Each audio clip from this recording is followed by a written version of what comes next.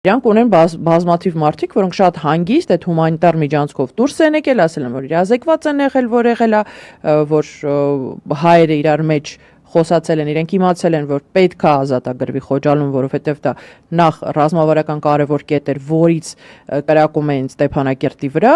երկրորդը այդտեղ օդանավակայանն էր, որ ադրբեջանցիները փակում էին եւ այդ բլոկադան ել ավելի սարսափելի դարձնում։ Բայց Ադրբեջանի իշխանությունները կովերին էվակուացրեցին վերտալոտներով, իսկ մարդկանց, որպես ժիվոյ թիրախ, թողեցին Խոջալուն։ Դրա վկայություններն էլ կա։ Հետո Ֆաթուլաևը, երբ որ արդեն 2000-ականներին եկավ այն ժամանակ, երբ որ ինքը դեռ անդիմադիր լրագրող էր, մինչև բանտ նստելը եւ պրոիշխանական դառնալը, ինքը այդ ամբողջը գնացել է տեղում, տնտղել է, պտտվել է, նկարել է, զրուցել է, այսինքն իրան թույլ են տվել այդ ադրբեջանցի լրագրողին մտնել Արցախ գնալ, պտտվել եւ Ասկերան, եւ ինքը նկարագրում է, ասում է, այս բարձունքները տեսնում եմ, ես գիտեմ, որ այստեղ ադրբեջանցիներ են կանգնած եղել այդ ժամանակ